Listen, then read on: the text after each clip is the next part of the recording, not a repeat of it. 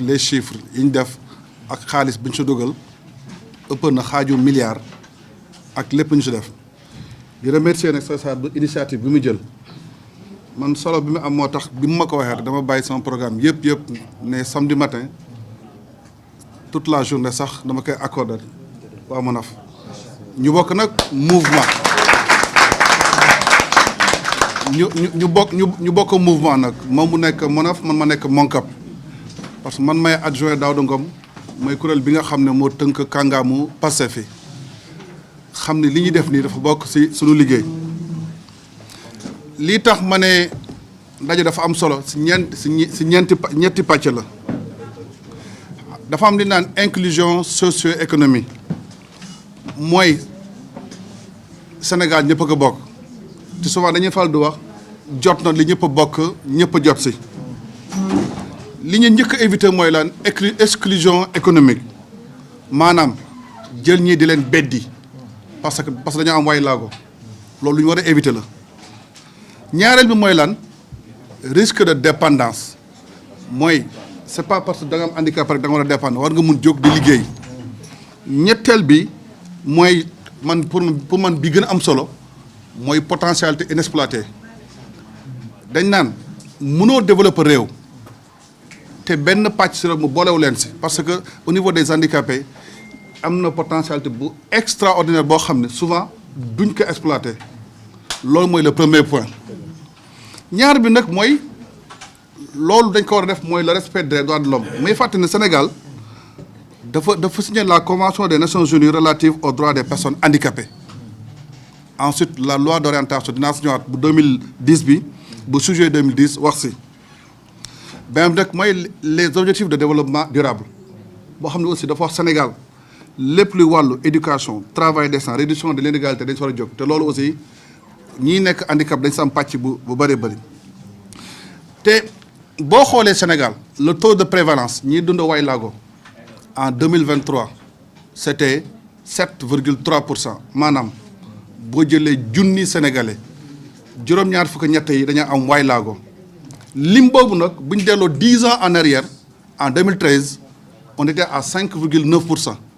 boo jëlee junni sénégalais juróom fukki ak juróom-ñeent yi day am way laago san diggante 2013 ak 2023 yokku na yokkute boobu xéwal la parce que c'est une main d'œuvre disponible noonu laa koy jàppee ñi si yokk main d'œuvre la boo xam ne il faut les accompagner il faut les assister pour ñu mun bokk li développer le Sénégal léegi man sama intervention dama koy tënk ci ñeent rek damay ñëw partie bi njëkk bi mooy inclusion lan moo tax yéen ngeen war a jouer un rôle central pour le développement du Sénégal ñaareel bi nan la 3FPT compter accompagner leen am na lu ñu def am na lu ñu waaj a def aussi ñetteel bi comme ni ñu ko wax les perspectives li ñu xool li baax ñu continuer ko li bon ñu jéem ko changer César dafa jël la vision Sénégal 2050 ñu ne le projet d'un Sénégal souverain juste et prospère Sénégal souverain baax na Sénégal prospère baax na mais l'inclusion et la justice munoo am dëkk bu souverain munoo am justice boo xam ne amul inclusion amul justice par rapport à une certaine tranche de la population parce que sinon dañuy yaakaar ne ñoom bokkuñu Sénégal moo tax fi mu ko commencé la vision Sénégal 2050 dafa am solo man bokk naa ni ko docteur Seyga di waxee li si gën a doy waar mooy Pastef dafa c'est ça la magie de Pastef Pastef vraiment il y a de la magie docteur Seyga mi toog nii ñu ngi door a gisante tey te depuis des années on travaille lii mooy la magie de Pastef le don de soi jarul ñu lay gis fu nekk on a travaillé pendant longtemps sur le programme mu ngi di toog mais tey leen door a gisante man ak moom programme boobu dañ ko tënk si ñeenti axe moom axe ñaar bi gën a am solo mooy le capital humain ñu ne dëkk boo ko bëggee développer dafa am ñeenti capital ñeenti le capital naturel baax na am nañ pétrole am nañ gaz am nañ zircon am na lépp baax na ñu ne ñaareel bi mooy le capital social waaw dëkk Sénégal réewu teraanga la lépp mais li gën am solo mooy le capital humain parce que bu ñu naan or bi pétrole zircon bi nit ñi ñoo koy gérer bi naan le capital social nit ñi la ñu ne leen maintenant axe 2 capital humain de qualité équité sociale foofu lañ ne il faut regrouper l'ensemble des parties prenantes autour de la bataille de la qualification et de l'emploi des jeunes pour un Sénégal foofu dañ ne ñëpp sénégalais foofu nag bu ne ñëpp bàyyi ñu kenn léegi soo xoolee vision Sénégal 2050 mu ne objectif 2-4 moo tax damay ñëw parce que moom dafa baax ñëw li ñu si bind ñu ne construire un système de protection sociale inclusif et efficient fexe ba nga xam ne Sénégal lépp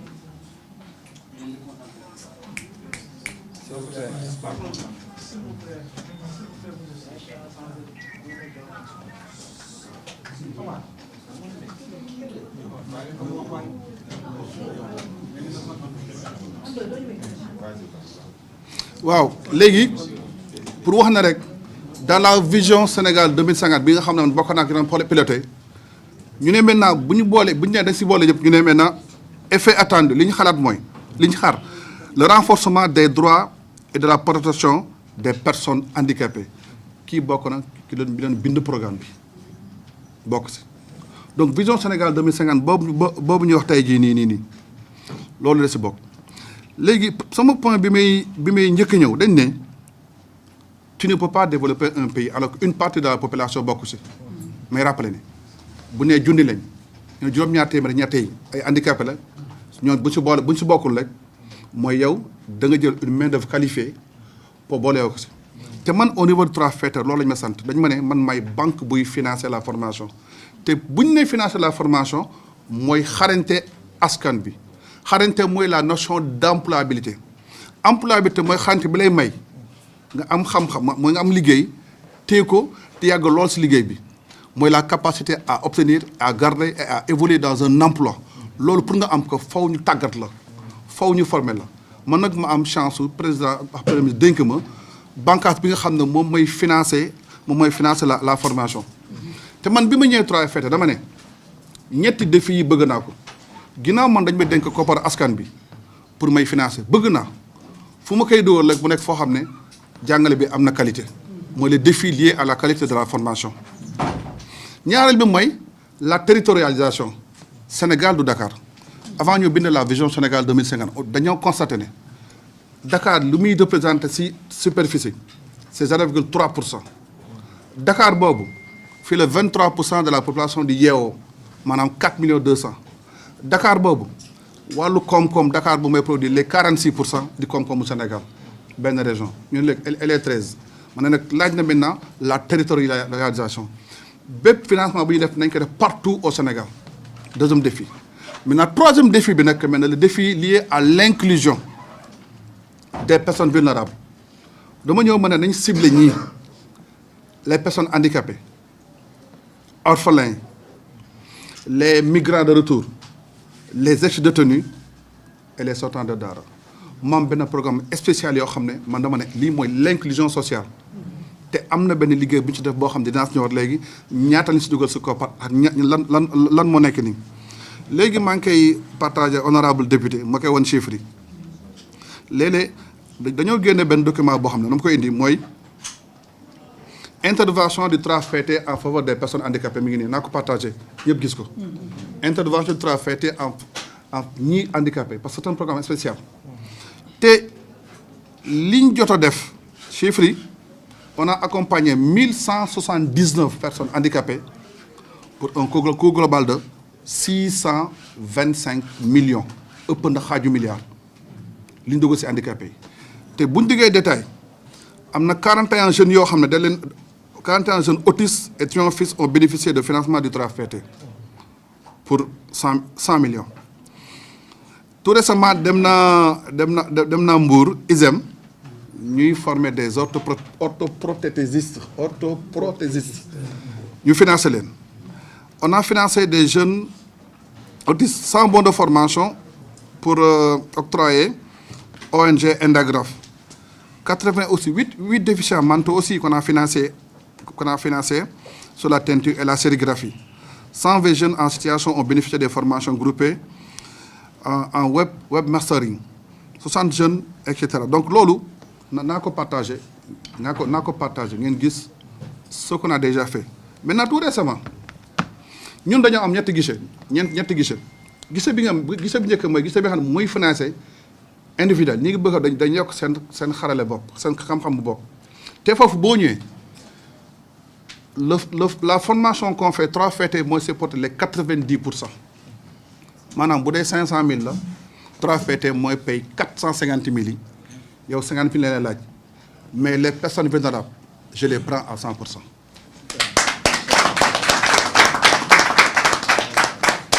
Si loolu guichet bi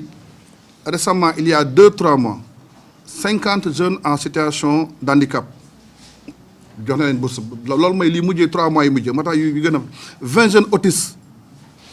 transformant fruits et légumes Dakar pour un montant de 5 800 000. 33 jeunes aveugles et malvoyants en pâtisserie collaboration avec association Échelle pour 8 800 000, c'est-à-dire ñetti weer yi mujjee dugal naa presque 14 millions pour ces jeunes là ba may guichet bi nga xam dañ bëgg am xarañte mais ñaareel guichet bi c'est le guichet de financement des entreprises et des organisations professionnelles mooy ñi nga xam dañu am moyen la mais ñu ngi liggéey lëkkaloo dajale su kuréel guichet boobu aussi c'est pour les accompagner foofu dañoo accompagner 100 personnes nekk GIE 50 yoo xam ne GIE boo xam ne handicapé de Thiès en aviculture 5 800 000. 50 yoo xam ne c'est association des personnes vivant avec handicap Mont-Rolland en microjardinal 5 697 000 boo ko boolee à peu près muy 11 millions sur les 3 mois yi mujjee laa wax dugal nañ 11 ak 14 ça fait 25 millions yoo xam ne tey jii dañ koy jàpp si te ñooñu l'avantage mooy bu ñuy ñëw kenn doon laaj dara en contrepartie donc loolu mooy su ma tënkee rek li 3 FPT def si wàllu les personnes vivant en situation de handicap. Maintenant, qu'est-ce qui a marché? Qu'est-ce qui n'a pas marché? Ce qui a marché, moi, c'est vrai qu'il y a une prise en conscience de cette politique. Nous avons besoin de tout le monde. Ce qui a marché, moi, on a pris plusieurs initiatives. Maintenant, ce qui n'a pas marché, moi, la fragmentation de nos interventions. Il faut une solution à la fête. Madame, man fi mu jàppale sama mbokk waay laagoy mooy fexe bañ am liggéey te dañ ne pour nit am liggéey li ñuy def dafa bëri am na orientation am na formation am na financement am na formalisation am na incubation jusqu'à l'insertion te boo xoolee amul benn bànqaasu état boo xam ne mën a def lépp ki dee def li ñu ne léegi faw ñu créer benn parcours le parcours pour les personnes vivant avec handicap naa ko expliqué léegi ba nga xam ne léegi dañuy boole supposons bu profilage amee ñu ne nañu profilé xam ne kat handicapé yi bu dee ñetti groupe la ñi nga xam ne dañoo soxla formation ñu teg dañu taxawee nii ñi nga xam ne maintenant am nañ formation ils veulent aller vers l'emploi salarié ñu accompagner lañ entreprise ñu am liggéey ñi nga xam ne maintenant ils ont des projets ñu accompagner dans le financement de projet loolu il faut qu'on crée un parcours ñun ñëpp bu dee formation la soxla ak docteur Ba ñëwal bu dee ki nga xam ne dafa bëgg financement bu ko soit DER da koy financé wala mu ne kat damay dem si banque financé boobaa dinaa sonn day Fatou Mbodj mu ñëw garantir ma et cetera loolu il faut qu'on crée ce parcours là parce que les interventions sont trop fragmentées. Ensuite aussi passerelle de la formation des fois souvent dañ naan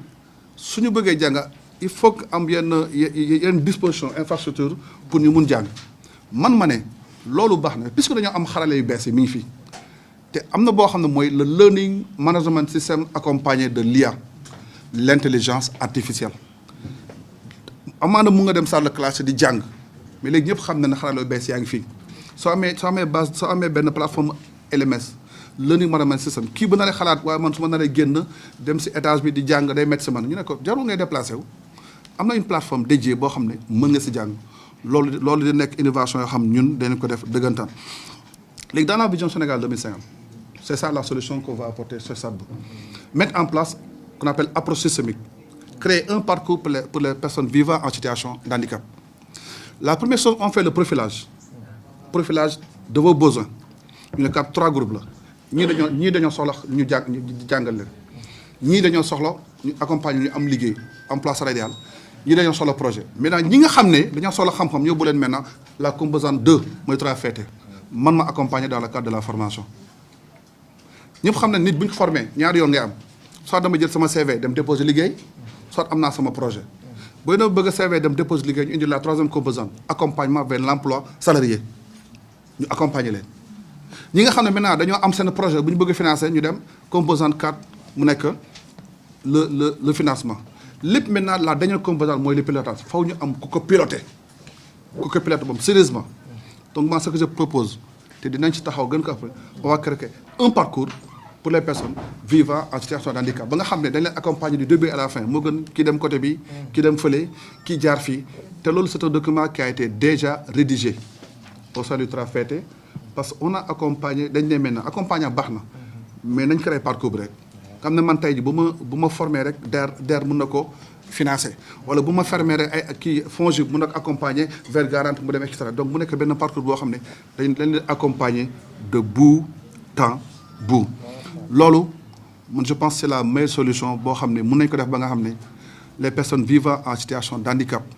dañ si gis seen bopp bu baax parce que kat Sénégal lu ñëpp la mënoo développer Sénégal bedd une partie des Sénégalais te loolu du am je pense que le président de la République ak le premier ministre Ousmane Sonko seen vision leer nañ xam nañ fi ñu jëm te ñun loolu la ñu sant loolu la ñu dékk te dañ sa dox bu baax a baax jërëjëf. macha allah directeur yaakaar naa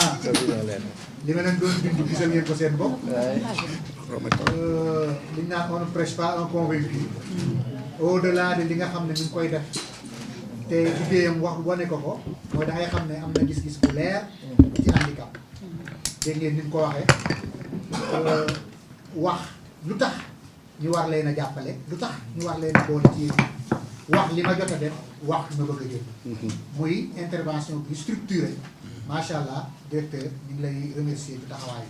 bi di ñaan yàlla perspective yëpp ñu réaliser ndoo ko ensemble. kon dañuy ñëw rek nag ci sunu député yi laataa ñoo ñëw ci question yi ak waa DER macha allah député yi li ma ko doon waxee sànq dañoo bokk ci li symboliser sunu taxawaay ñun Pastef ci dëkk bi parce que nag opposant ba dana la wax ne la waaye député personne handicapée moom yàgg na fee am waaye